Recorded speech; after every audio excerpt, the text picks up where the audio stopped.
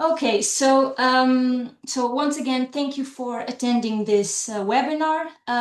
As mentioned by my colleagues, it's focused on the fire performance of concrete structures reinforced with GFRP bars, which is a trending topic, I would say. This is a topic of research which is dear to me because it's the field of research that I carried out during my PhD and also afterwards. So I still work on this to this day. And with this webinar, I hope to be able to inspire some of you to pursue research in this field, which is much needed. Okay, so we all know that concrete structures often face durability issues, and some of the most common ones are related with the corrosion of steel reinforcement. And one of the ways to mitigate these issues is by adopting glass fiber reinforced polymer bars, which in addition to being non-corrodable are less expensive than stainless steel. So we see many applications today of this type of reinforcement, mostly in bridge decks, in marine structures, coastal structures, or very specific applications where durability is key. However, we don't see many applications, for instance, in building applications or in other applications where you need to fulfill fire resistance requirements. And this is because these bars, GFRP bars, they experience a severe degradation in their mechanical and bond properties when they are exposed to elevated temperatures, okay? And this poses a serious risk in terms of fire safety.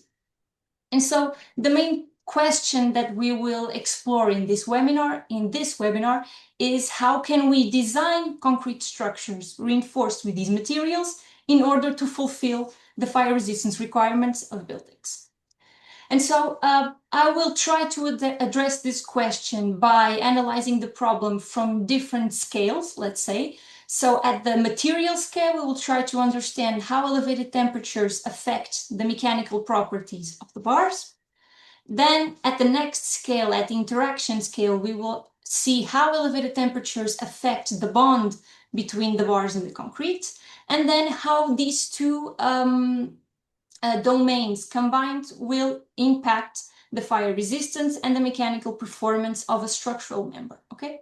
So this is the main idea of the presentation, and the outline of this webinar is as follows. So I will start by showing how elevated temperatures affect the mechanical properties of GFRP bars. Next, I will show how they affect the bond between the bars and the concrete. Next, I will show you the latest knowledge on the fire resistance of GFRP reinforced concrete members. And lastly, show you the available fire design recommendations and future developments in this field.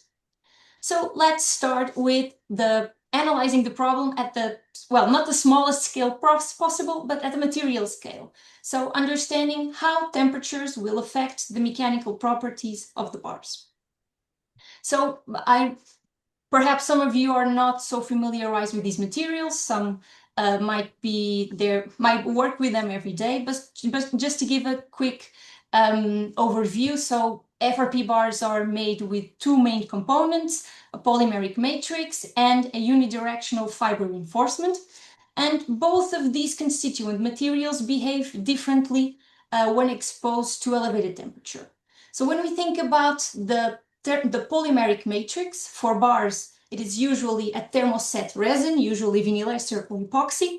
And there are two key thermophysical properties that are relevant for in fire conditions or elevated surface temperature conditions, which are these temperatures here. So one of them, it's the glass transition temperature, known as the TG, which is the softening temperature of the matrix. And the range of this temperature is usually between 90 and 120, sometimes a little bit bigger. And then if we further increase temperature, we enter the range of the decomposition temperature, which is, as the name says it all, is the temperature at which the matrix decomposes. So it's usually around 250, 400 degrees. So being polymeric materials, they are these matrices, they are extremely sensitive to temperature effects. And we know that elevated temperatures cause a very significant degradation, not only on the mechanical properties of the matrix itself, but also on the composite action between the fibers and the matrix. On the other hand, the glass fibers have a higher thermal stability compared to the matrix, so they soften at around 830 degrees and they melt at more than 1,000 degrees Celsius, which means that even after the resin decomposes, we are still left with fibers which still hold the capacity to carry a substantial tensile load, okay, even after the resin decomposes. And we will see that in the next few slides. So naturally, all of these thermal decomposition processes that occur at the constituent level will have consequences in the mechanical performance of the bars. I will focus mostly here on tensile properties, since they are the ones for which we have most information, okay? And in this slide, I show you an example of tensile tests that we carried out here in University of Lisbon on a GFRP bar for temperatures ranging from ambient temperature up to 715 degrees. And as we can see, we were able to move across a very wide range of temperatures where we have many different decomposition processes undergoing.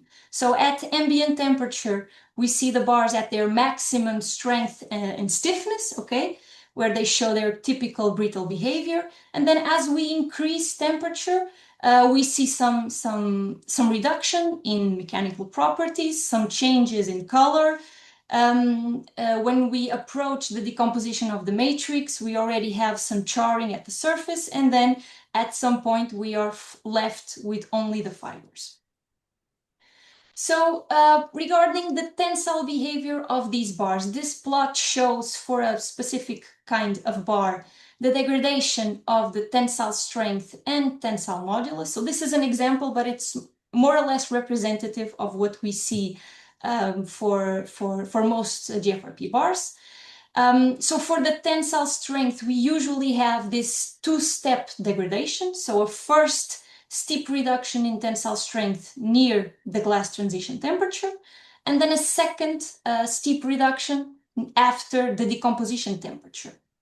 On the other hand, the tensile modulus, which is here presented in blue, has a much less severe degradation compared to the strength, because it's a property which is more dominated by the fibers, which themselves have a higher thermal stability. So it's not as affected by the matrix degradation as the tensile strength is.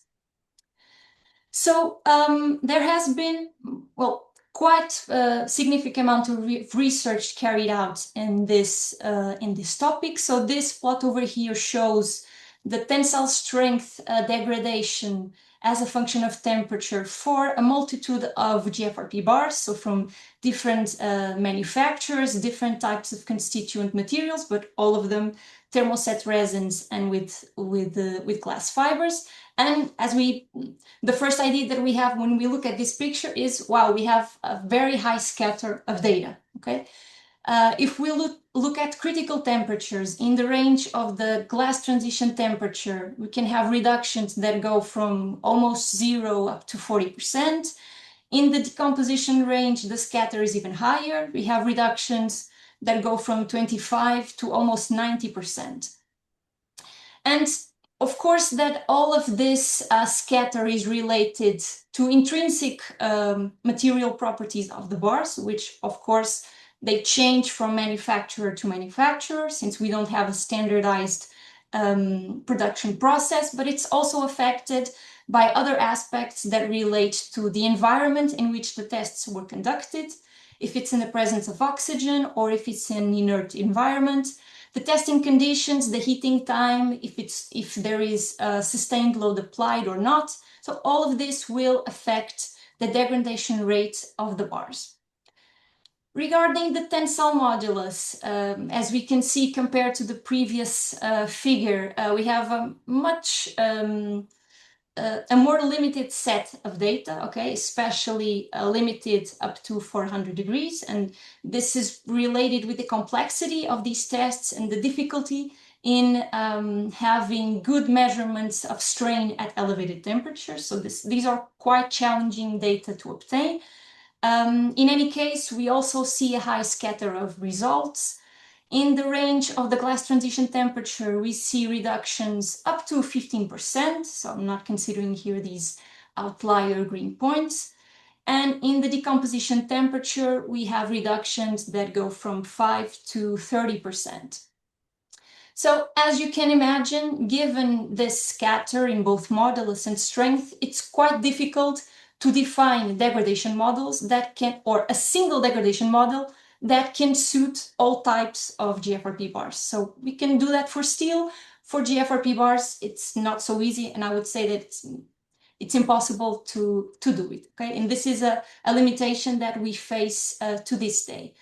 However, there is something that our fellow manufacturers can help us, which is, well, these tests are quite time-consuming, they are expensive, and so for a designer to feel more comfortable and for this to be a more widely used material, we need the temperature-dependent mechanical properties of the bars to be provided by manufacturers, which is something that to this day is not common to occur.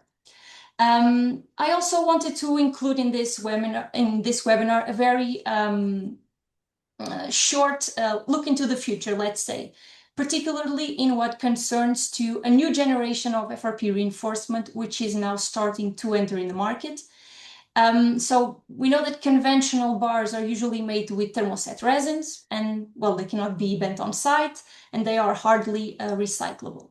And so the current trends in the market are now pushing towards more sustainable alternatives, and one of them concerns the use of bars produced with recyclable and thermoformable thermoplastic resins. Okay, so this is a field of research that I've now been working on over the last 1 year, 2 years.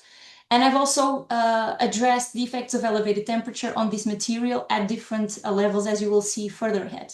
So I've also conducted tensile tests in these thermoplastic bars, and the results were quite interesting. So they show here, shown in blue, that they have a more severe degradation in tensile strength compared to conventional thermoset bars.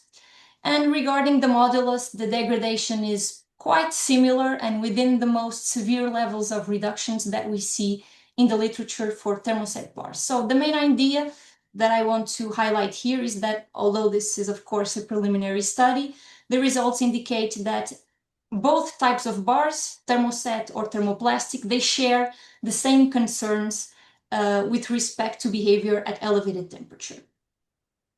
So now moving to the second next level of analysis, which corresponds to the bond, so the interaction between the bars and the concrete at elevated temperature.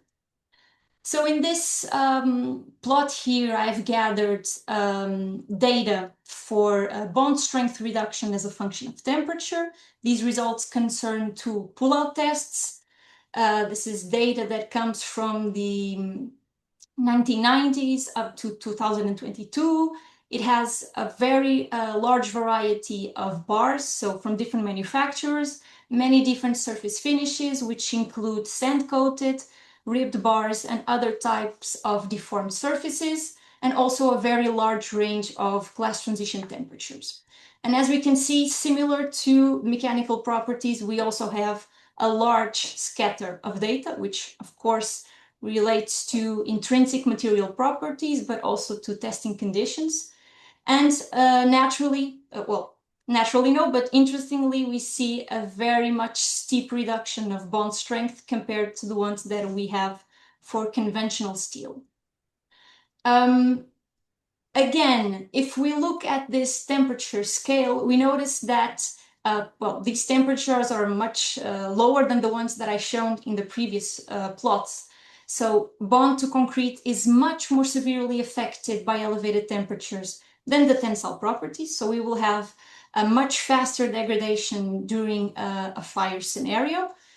And this degradation is especially steep in the range of temperatures that include the glass transition temperature. So this is the critical temperature in what concerns to bond. If we look at the worst case scenario, so these dots here in orange, we can have reductions that go up to 90% near the glass transition temperature. So we're talking about 140 degrees. This is a temperature that is very quickly attained in a fire scenario. And of course, this degradation will progress as we increase temperature, and we will have an almost full reduction of bonds before attaining the decomposition temperature. So we have very small bond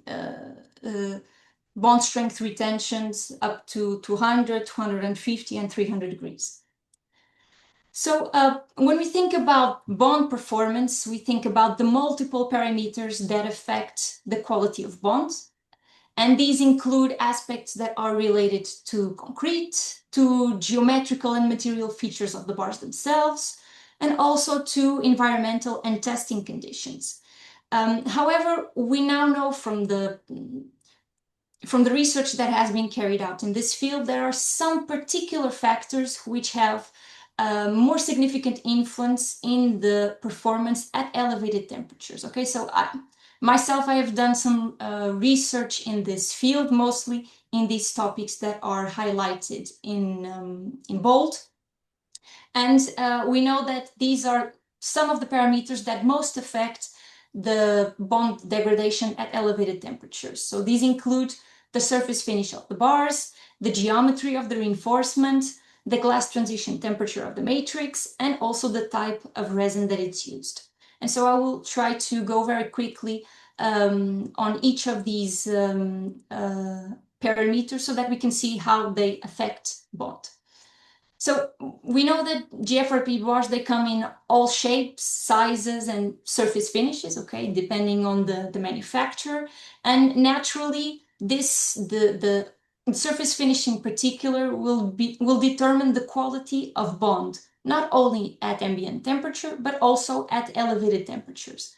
And so this means that depending on the surface finish, the interface between the bar and the concrete will endure different levels of damage due to the softening of the polymeric matrix. Okay, so we will have different types of failure mechanisms at the interface between the two materials, depending on the temperature and depending on the type of surface finish. So here I have some examples for two types of ribbed rebars, a sand-coated bar with different glass transition temperatures, and as we can see, the Mãe, eu tô numa reunião, the rapidinho. failure mechanisms in the interface, they change quite significantly depending on the temperature that we are considering. So this naturally has consequences in the degradation rate, okay? And that's what we will see in the next slide. So here I show an example of how the bond strength reduces as a function of temperature for a sand-coated bar in black and two types of ribbed rebars with different glass transition temperatures. And these results that I show here, they are more or less consistent with what we find in the literature.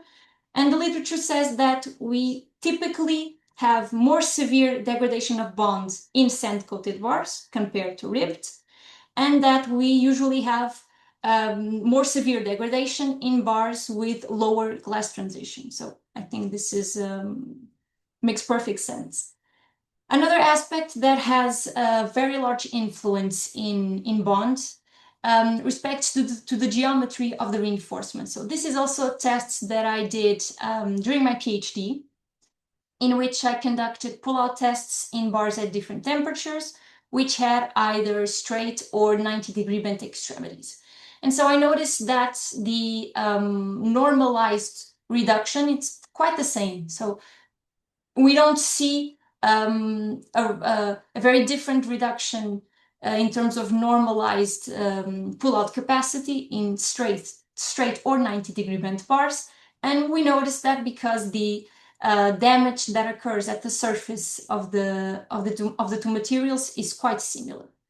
However, when we look at this in terms of the actual pull-out loads that we obtained, we notice a very clear difference. So we have a much higher anchorage strength when we use bent bars than when we use straight bars. And this was noticed for all temperatures, including the highest ones that I tested, which were 300 degrees. And so these results showed, and we will see that further ahead in this webinar, that we can actually take advantage of the higher anchorage capacity of bent reinforcement to increase the anchorage capacity during a fire scenario. These results also showed that since we have a very steep reduction of bonds at elevated temperatures, this means that we need longer development lengths to anchor the bars at elevated temperatures than what we need at ambient temperature, okay? However, we are able to use shorter development lengths if we use bent bars. Another aspect that I would like to show here, it relates to that new generation of thermoplastic bars that are now entering the market. So I've also conducted some research in this field, and as we can see here, this plot shows the degradation of bond for a ribbed thermoplastic bar, and the other points correspond to other ribbed rebars with different types of thermoset resins, so industry standard bars.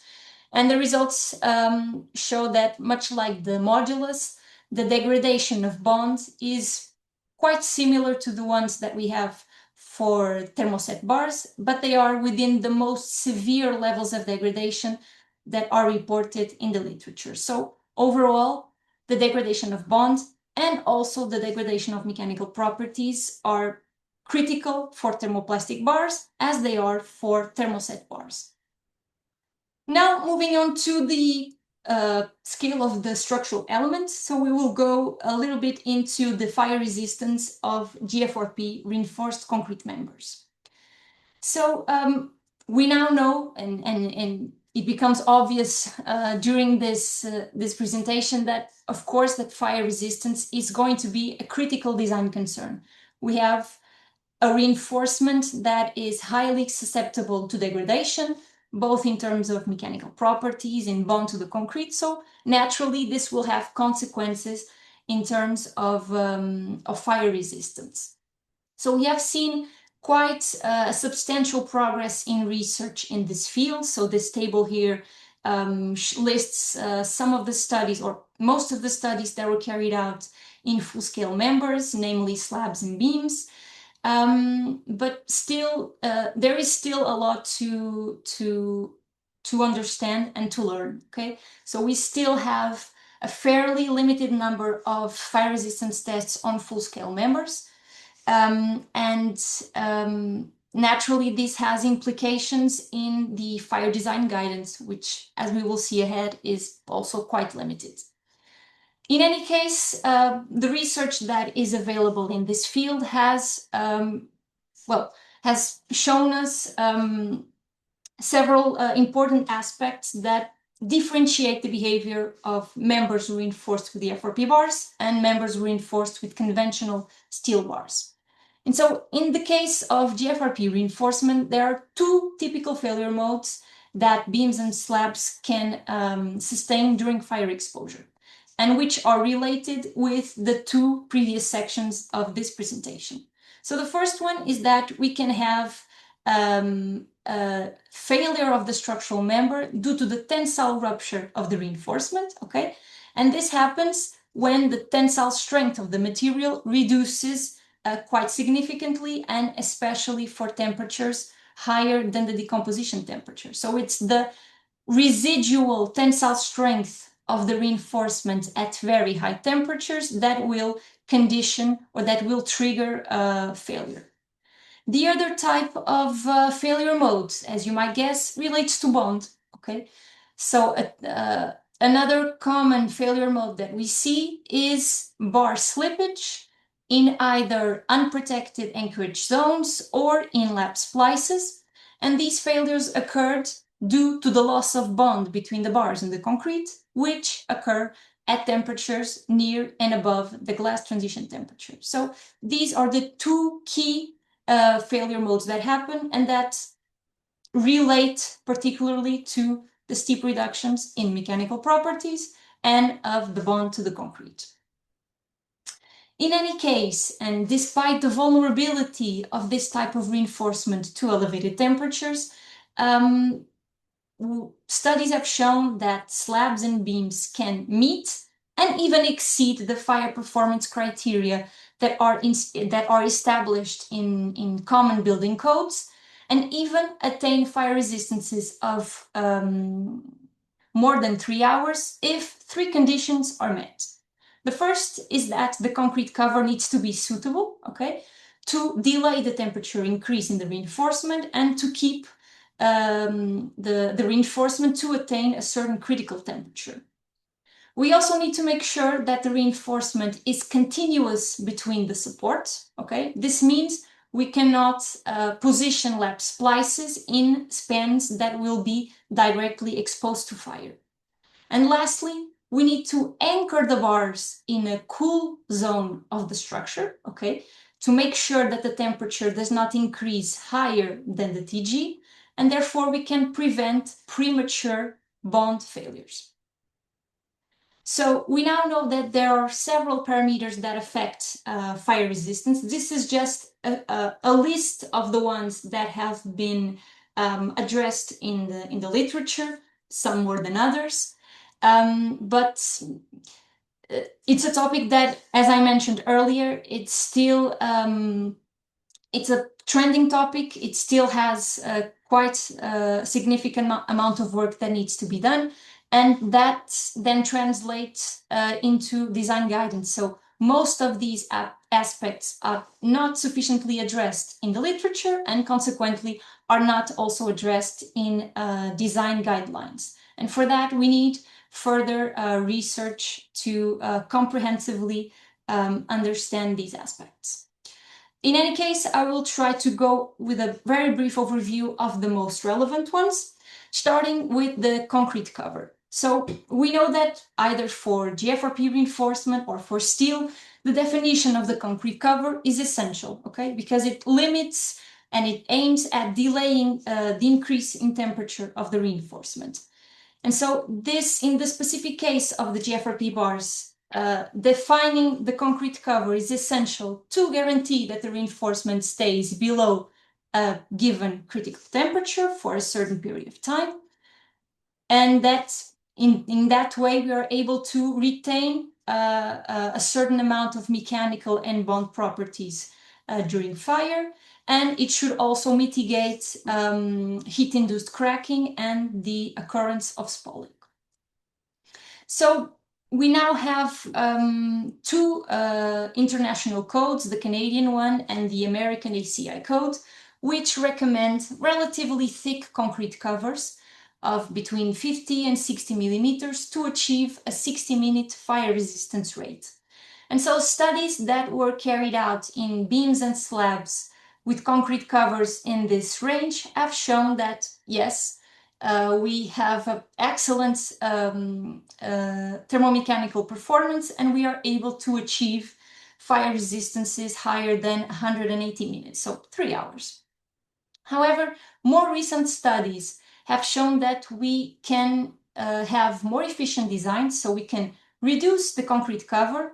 Here are studies that use between 25 and 40 millimeters of concrete cover, and that still achieved the same performance compared to using a much thicker concrete cover. So this shows that we can move towards more efficient designs. However, for this to happen, we need to make sure that the bars are anchored in a cool zone of the structure and that we don't have splices directly exposed to fire. So now moving and talking about anchorage zones, as I mentioned, they are extremely important, okay? Because if we have a bar that it's not properly anchored, it will slip prematurely and we will not be able to explore the full load-bearing capacity of the structural member in a fire scenario. So here I show you in this figure the temperature profiles of the reinforcement in the slab, which was exposed to fire in the middle of the span, and then it had these blue zones that represent a region of the slab that were thermally insulated. So these represent the cool zones and the heated zone. And so as we can see from this plot, the temperature of the reinforcement in this fire-exposed zone will increase very rapidly, okay? And the rate of that increase, of course, depends on the concrete cover. So if we look at the case that's presented here, it's a 25 millimeter cover, we can attain the glass transition temperature in the first 20 minutes of fire exposure. And this means that we have a very severe degradation of bonds in this entire length, okay? So naturally, every time that we have a temperature in the reinforcement which approaches and exceeds Tg, we have a very steep degradation of bonds, and this causes a very serious risk, especially for zones where we need to rely on the anchoring conditions for the load-bearing capacity of the member. And this includes anchorage zones and lap splices. So here in this plot, it's related with the temperature profile of the previous slide, but here I show you the reduction of bond strength for different times of fire exposure, okay? And as we can see, because temperature increases very rapidly and we attain the Tg very rapidly, we also have a very rapid degradation of bond in the fire exposed zone, okay?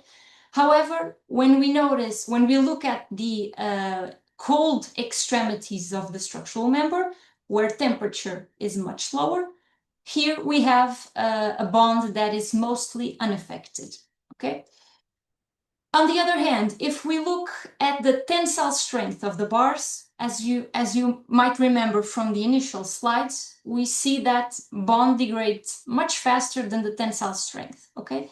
So while bond decreases very steeply, the tensile strength reduces much slowly with temperature. And so even after the bond is fully degraded, so here it occurs within the first 60 to 90 minutes, we still have a very significant reserve of tensile strength, okay? And this is only possible because the bars are anchored in a cool zone, so they are properly anchored here. The bond is lost, but the reinforcement is still able to carry load until it will eventually rupture due to the degradation of the tensile strength at a very high temperature, okay, which is what it's written here. So in this particular case, the bars rupture for temperatures between 600 and 700 degrees. Something that becomes obvious at this point is that we need to provide cold anchorages, but we need to properly design them, okay? Either the length or the geometry, they need to be properly accounted for us to be able to ensure that we have a given fire resistance time. So this table summarizes a study from Negro et al., where he exposed different types of slabs to fire, and he tested different types of anchorage configurations. So for this first series, he had an unexposed length of 25 centimeters and a straight anchorage. And he found that this was not enough, okay? And he had premature pull-out failures in the anchorage zones. So he could not explore the remaining tensile capacity of the reinforcement. And as he increased the load level, the fire resistance also decreased significantly from 3 hours to 60 minutes. In the second set, he said, okay, I will keep the same straight anchorage, so the shape of the bar is the same, but I will double the length of the cold zone. And in this case, he was able to have a valid failure. So he was able to properly anchor the reinforcement and have a failure that was triggered by the rupture of the reinforcement. And in any of these cases, regardless of the load level, he achieved 3 hours of fire resistance. For the third set, he said, okay, let me go back. I will use the shorter anchorage length, but I will use a bent rebar instead of a straight bar.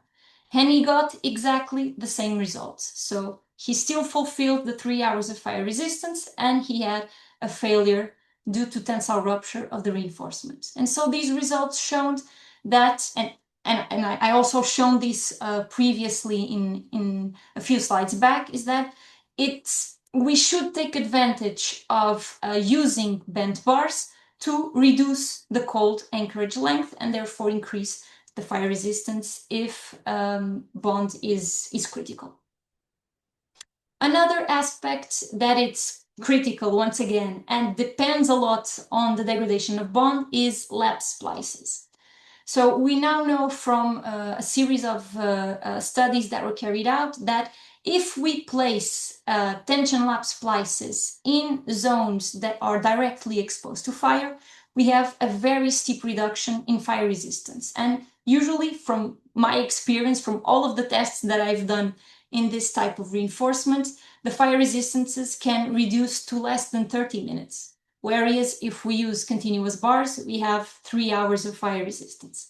Okay, and this happens because once the bars attain the glass transition temperature, the bond will degrade significantly, and we are prone to have premature slippage of the reinforcement, which then trigger failure of the structural member. So this allows us to conclude that in the same way of the anchorage zones, the lap splices also need to be protected from direct fire exposure. And naturally, when we design them, we need to account for the degradation of bonds that occurs with increasing temperature. This is the result of fire resistance tests that we did in different, in slabs with exactly the same reinforcement characteristics and configurations, but we changed, we changed the configuration of the reinforcement, but the bars were always the same. And the idea was to compare the fire resistance of slabs with continuous bars and with lap splices. So for the case of bars with continuous reinforcement, which is shown here, case A, we achieved 3 hours of fire resistance.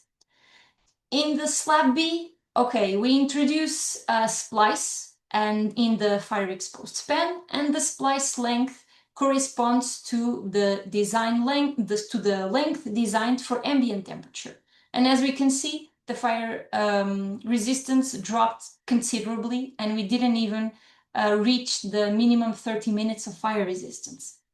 Next, we thought, okay, let's increase a little bit the splice length. We increased it to 1.3 times the design length for ambient temperature, and we still got a very similar result. Slightly higher fire resistance, but clearly insufficient for a building application. And again, in both cases, failure occurred prematurely due to the slippage of the splices. So in the end, we thought, okay, we need to try to add bent bars to see if we have a significant increase as well. And that's exactly what we got.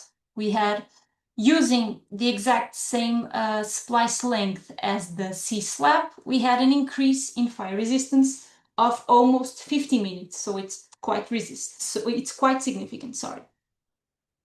So this is an image of the failure mode in the end. So while failure continues to be triggered by the loss of bond, in this case, because the bars are anchored farther from the fire exposed surface, okay, so they are anchored in a cooler zone of the slab, we are able to delay the temperature increase and therefore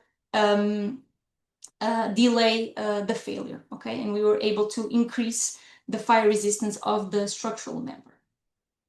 So, as I mentioned earlier, when we use 90-degree bent bars in splices, we are able to improve the load-bearing capacity and thus increase the fire resistance. Another topic which is extremely important is the properties of the bars themselves. So we saw from earlier in this webinar that the degradation of the mechanical properties and the bond properties of GFRP bars vary in a very significant way, and they depend on constituent materials, thermophysical properties, surface finish, geometry, etc. So naturally, or the natural conclusion would be, okay, this will have repercussions in terms of fire resistance, okay? And so we have done this type of tests where we where we exposed to fire slabs with the same reinforcement ratio, same concrete cover, and only changed the type of reinforcement. And we found very different times of fire resistance. Also in this topic, concerning this new type of thermoplastic bars which are now entering the market, we've also made this analysis. So we tested slabs with straight splices. Okay, let me just mention something. Both of them were ripped. Okay, the main difference was the nature of the resin. Okay, so we tested slabs with straight splices, and as I shown you 2 slides back, fire resistance was very poor. Okay, lower than 30 minutes. When we adopted 90-degree bend splices, the performance improved. So we have an increase in fire resistance regardless of the type of bar that we used. But we did have a very significant difference in slabs with continuous bars. For those conventional bars, we had, for this particular type of bar, we achieved a fire resistance of 165 minutes. As for the slabs with thermoplastic bars, the performance was much worse. So we were close to reaching 60 minutes of fire resistance, but well, we were almost there. And this correlated very clearly with the degradation in the mechanical properties. So as we see here, the degradation of tensile strength of the thermoplastic bar drops more significantly. Okay, it's faster than the thermoset bars. And so naturally, this explains why the slab with thermoplastic bars failed sooner than the one with conventional bars. So now, after all of this, we'll try to see how these aspects have been addressed in design guidelines, and also see the aspects where the design guidelines are still missing. So we currently have quite significant number of design standards which provide design recommendations for FRP reinforcement. However, very few of them to date provide fire design specifications. Okay, so compared to steel reinforced concrete codes, those for design of FRP bars are significantly much less detailed, and they are mostly informative rather than prescriptive. We have a very significant lack of design-oriented specifications and fire safety verifications that are tailored for FRP bars, and they need to be tailored for FRP bars because they behave very differently from steel bars. And we also have an absence of standardized temperature-dependent models for the bars. And this relates with what I mentioned very earlier. So it's difficult to provide generalizations to these materials because their properties are quite scattered, and they have very big variations from manufacturer to manufacturer. So I will address now the most recent ones, and the ones that have a little bit more detailed guidance, let's say. So the first one is the American code, the ACI code from 2022. And this code is very clear. It says that you cannot use GFRP reinforcement in structures with fire resistance requirements unless you can prove that the fire resistance is adequate, and you can achieve that through tests and calculations. In addition to that, it provides informative guidance, okay, so it's not prescriptive on a number of detailing, but once again, in some of these aspects, the guidelines are still very broad compared to what we have for steel bars. On the other hand, a very recent one, fresh out of the oven guideline, it's the Italian one. This one in particular already provides guidance for the detailing of anchorage zones. It presents a simplified verification method for the bending moment capacity of unprotected members exposed to fire, and it also has some guidance regarding to shear verifications. So now I will try to cover these three aspects. I will try to explain how all of these three aspects are covered in the available guidance and complement them with information that we have from research. So starting with the concrete cover. So as I mentioned earlier, the ACI code, he provides minimum fire resistance as a function of the concrete cover. So it provides a table like this for different types of members, and this applies to situations where the anchorage of the bars is properly executed, so it's not directly exposed to fire. And as you can see, and we will check that again later, these are relatively high concrete covers for 60 or 90-minute fire resistance.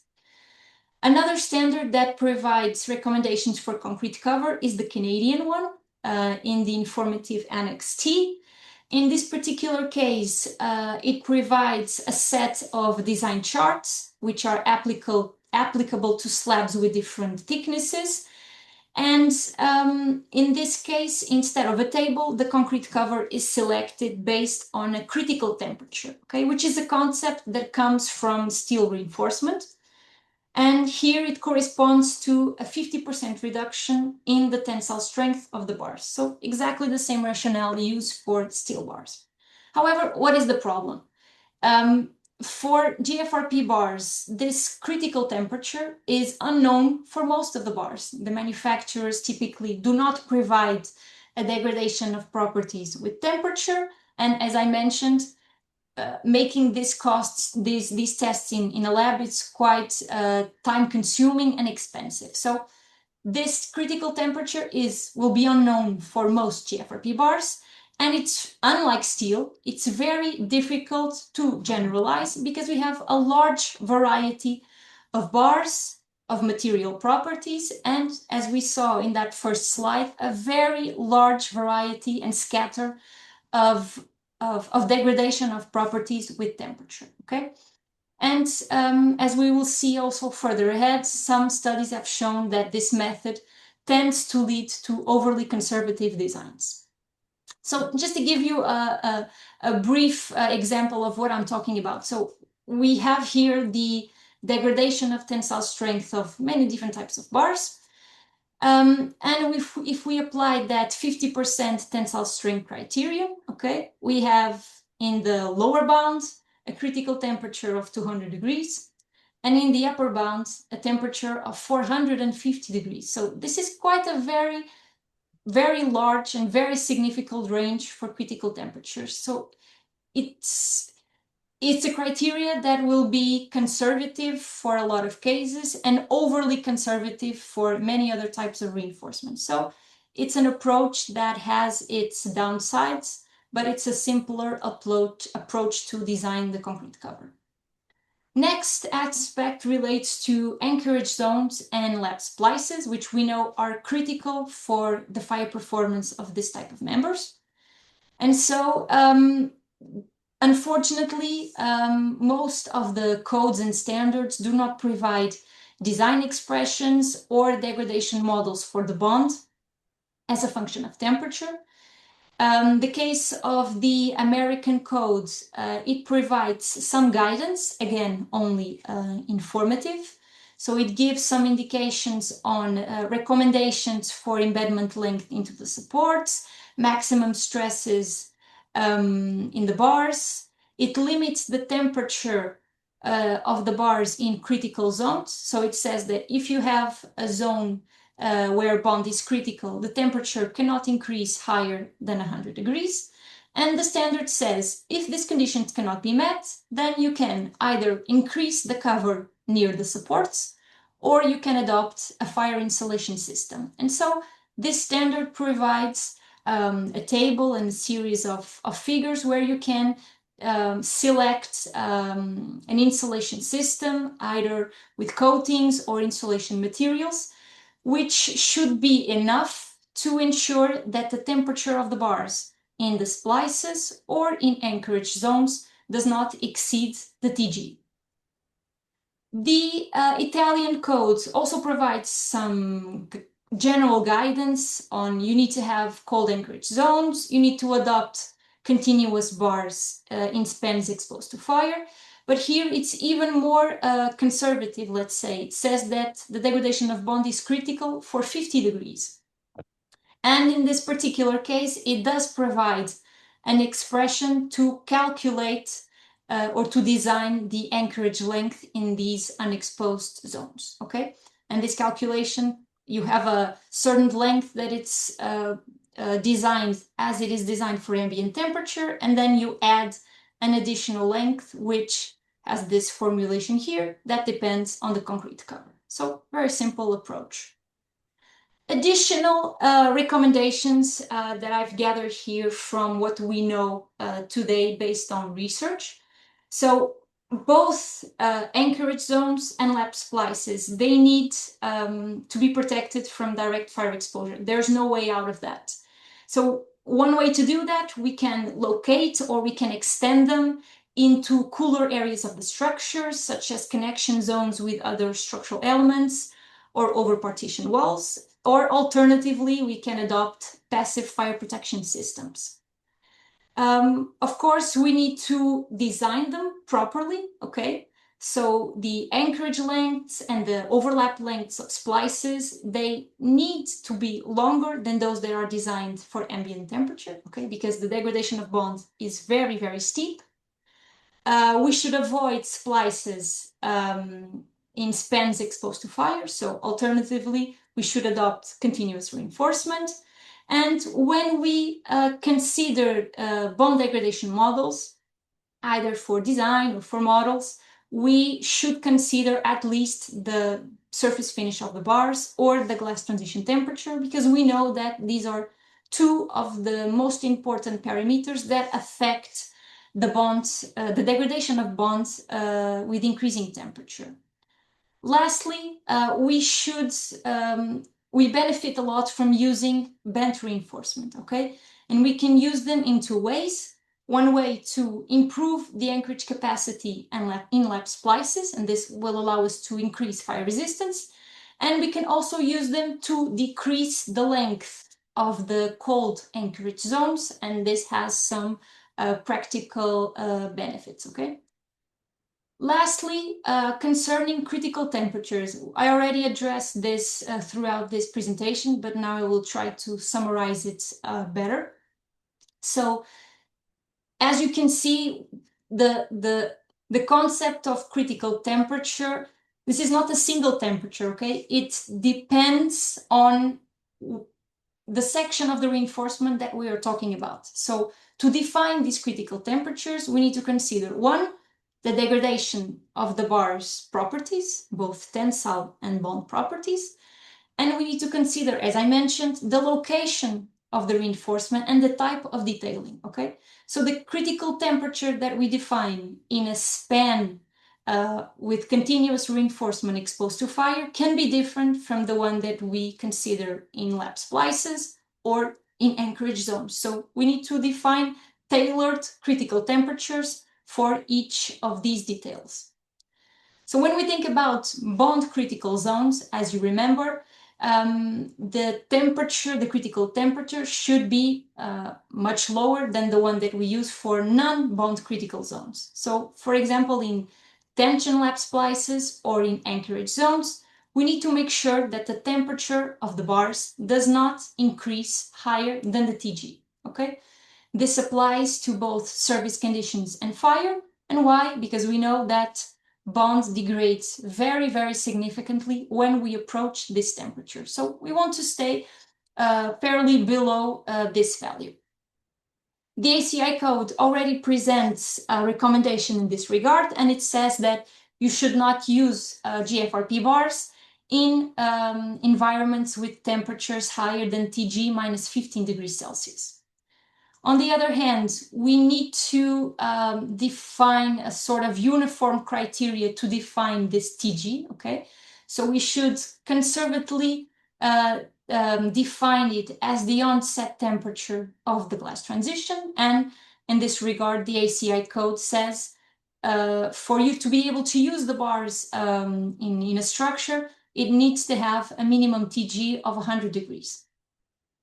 For non-bond critical zones, okay, in this case, we can consider higher temperatures than the ones that we use for bond critical zones. So for situations such like this, so for the zone of the reinforcement in a span where the reinforcement is continuous, the Canadian standard specifies the critical temperature that corresponds to 50% of the strength retention. So it's the one that I've mentioned earlier. But according to some studies, particularly to the study of Agildo et al., he concluded that this criteria usually leads to very great reserves of load-bearing capacity. And he suggested that the critical temperature could be redefined for 25% of tensile strength retention. So this would correspond to temperatures in the range of the decomposition temperature of the matrix. So I hope that I was not too fast and that everything was clear, but I would just like to conclude with two slides with final remarks. The first one, which I think it's relevant and that I hope it might inspire you to be my colleague and to do research in this field, aims to address the research needs that we still have in this area.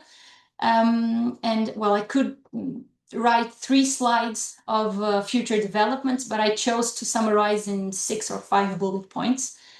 So the first one is that we need to invest in full-scale tests with more realistic boundary conditions and connection detailing. This will allow us to confirm some of the provisions that I've mentioned earlier, okay?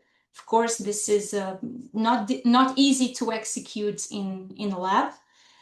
We need temperature-dependent constitutive models for bars. This is something that standards do not provide, and here the role of manufacturers is very important. We also need to have predictive models capable of predicting the degradation of bonds at elevated temperatures. We need to improve the numerical strategies, okay? So we need advanced numerical models that include material degradation models, that model the interaction between the bars and the concrete as a function of temperature. And these numerical models, they are quite useful to understand better the behavior that we see experimentally, to conduct parametric studies, and they are also extremely useful for design purposes. And in another research that I added here is the post-fire residual capacity. So there is already quite some research carried out in this field. It's not something that I've worked too much on, but it's extremely important to also consider. And so this is the final slide, a message in the end. So what I would like for you to take with you from this webinar is that yes, GFRP bars, they are extremely susceptible to degradation at elevated temperatures. That is true, but still research has shown that concrete members, namely beams and slabs, can still fulfill the fire resistance requirements that are set in building codes. But for that to happen, of course, we need to comply with certain requirements. Despite the significant research that has been done in recent years, as you saw, we have very limited design guidelines concerning to fire behavior. Most of them are informative, they're not detailed enough. And so we need to improve research, we need to improve the connection with standardization bodies to make sure that we have these guidance. We need them to use these materials in other structures.